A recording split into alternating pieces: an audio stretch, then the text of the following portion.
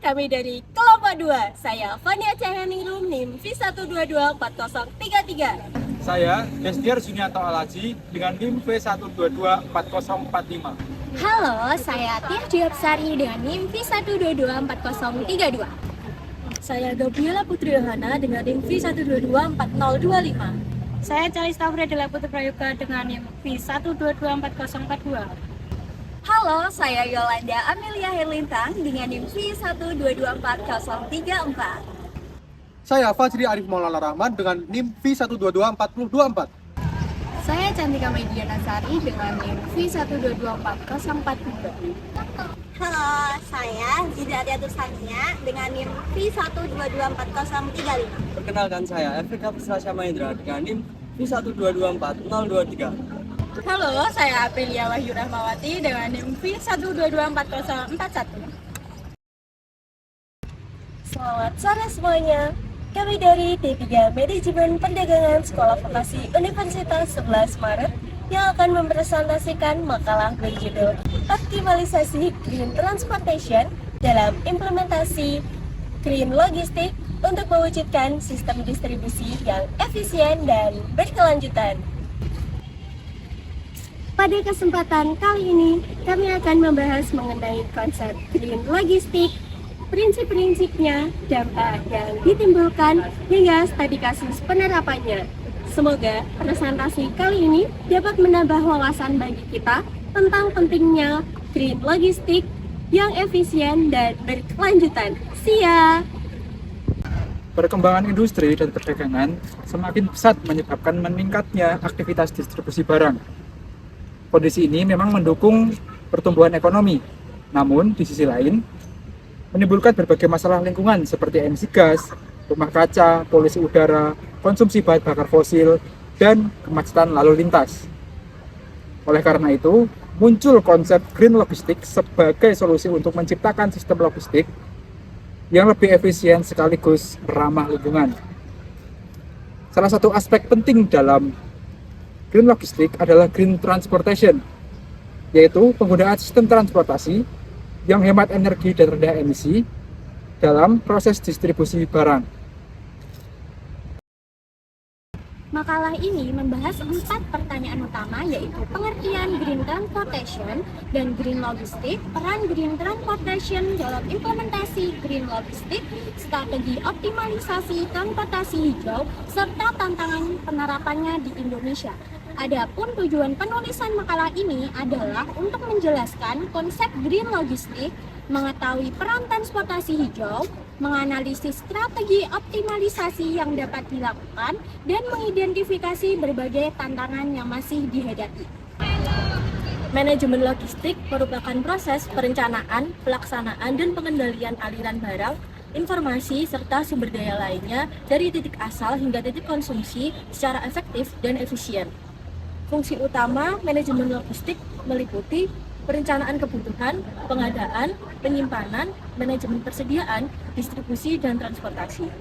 Fungsi-fungsi tersebut berperan penting dalam memastikan barang tersedia pada waktu, lokasi, dan jumlah yang tepat.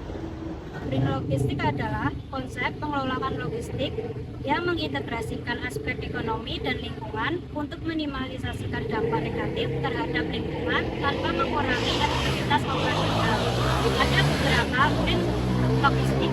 Yang pertama, pengurangan kendaraan rendah emisi. Yang kedua, optimalisasi rute distribusi. Yang ketiga, digitalisasi dokumen. Dan terakhir, pemanfaatan energi terbarukan. Gampangnya gini, anggap ada kurir yang harus mengirim puluhan paket sendiri, kalau logistik biasa. Yang penting semua paket nyampe on time. Nah, kalau Green Logistik beda.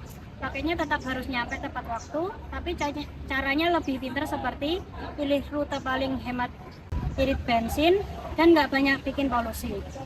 Jadi bukan mengurangi kerjaan logistiknya, tapi bikin cara kerjaannya lebih efisien sekaligus ramah lingkungan.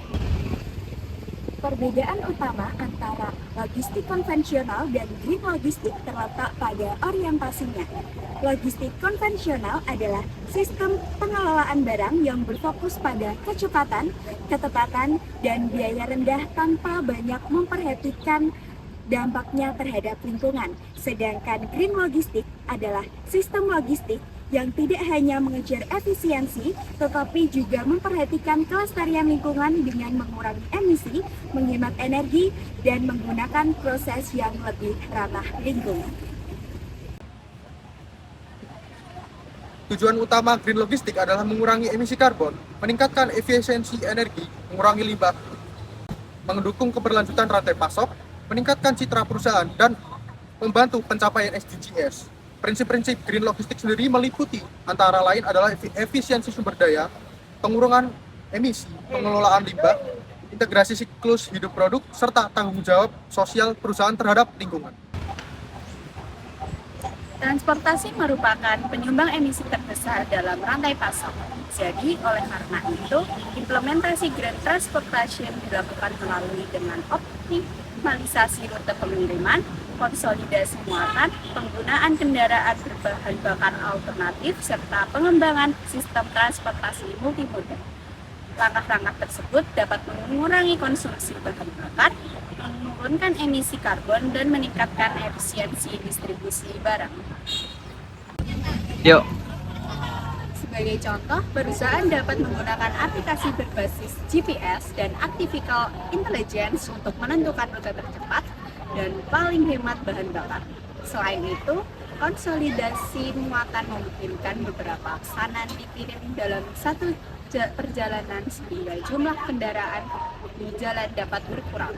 Di beberapa negara, penggunaan kendaraan listrik dan kereta juga mulai ditingkatkan karena menghasilkan emisi yang lebih rendah dibandingkan dengan transportasi berbahan bakar fosil.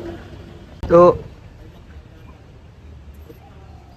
Selain transportasi, green logistik juga diterapkan pada aktivitas pergudangan dan juga pengemasan.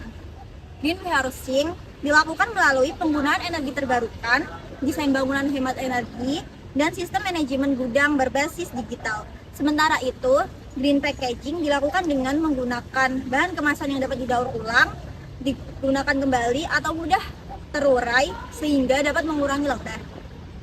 Nah, pada sektor e-commerce, penggunaan kemasan yang berlebihan itu sering menjadi sumber limbah. Oleh karena itu, banyak sekali perusahaan yang mulai menggunakan kardus daur ulang, mengurangi penggunaan plastik sekali pakai, serta merancang ukuran kemasan yang lebih sesuai dengan produk. Langkah sederhana ini dapat mengurangi volume limbah sekaligus menekan biaya pengemasan.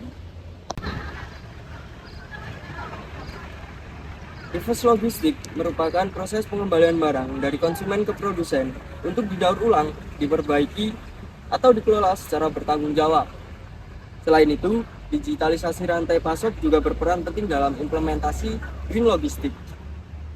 Teknologi digital memungkinkan perusahaan melakukan pemantauan distribusi secara real time, mengoptimalkan rute pengiriman, dan memprediksi permintaan dan juga meningkatkan efisiensi operasional secara keseluruhan. Untuk contoh dari reverse logistik itu sendiri dapat kita temukan pada pengembalian barang elektronik, botol minuman, atau kemasan tertentu yang dapat dikembalikan kepada produsen untuk digunakan kembali atau didaur ulang. Dengan demikian, limbah yang dihasilkan menjadi lebih sedikit dan nilai ekonomis produk dapat dimanfaatkan kembali. Yuk. Penerapan green logistik memberikan berbagai dampak positif seperti mengurangi emisi gas rumah kaca, mengurangi penggunaan bahan bakar fosil, menekan polusi udara, dan mengurangi limbah melalui penggunaan kemasan ramah lingkungan. Namun demikian, implementasinya masih menghadapi berbagai tantangan seperti kurangnya pemahaman mengenai green logistik, tingginya biaya investasi awal, serta terbatasnya ketersediaan pemasok yang menerapkan prinsip ramah lingkungan. Yuk.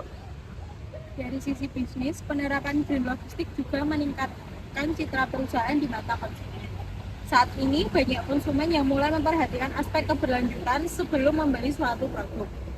Perusahaan yang menerapkan praktik ramah lingkungan cenderung memperoleh kepercayaan yang lebih tinggi dibandingkan perusahaan yang tidak memperhatikan dampak lingkungan.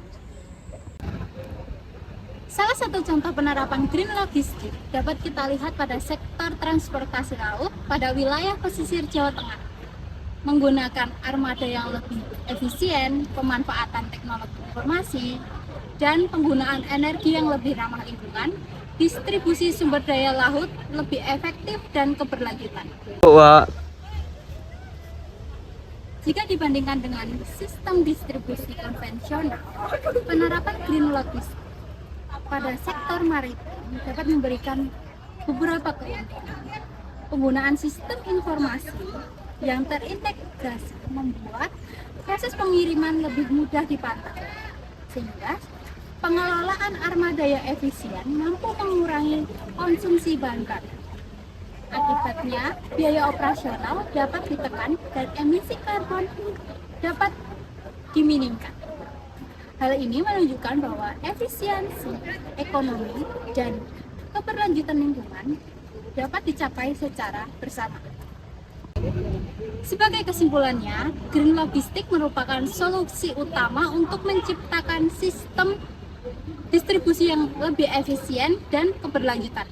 Dengan menggunakan green logistik, green waste, green packaging, lalu reverse logistik, perusahaan dapat meningkatkan efisiensi operasional sekaligus mengurangi dampak lingkungan.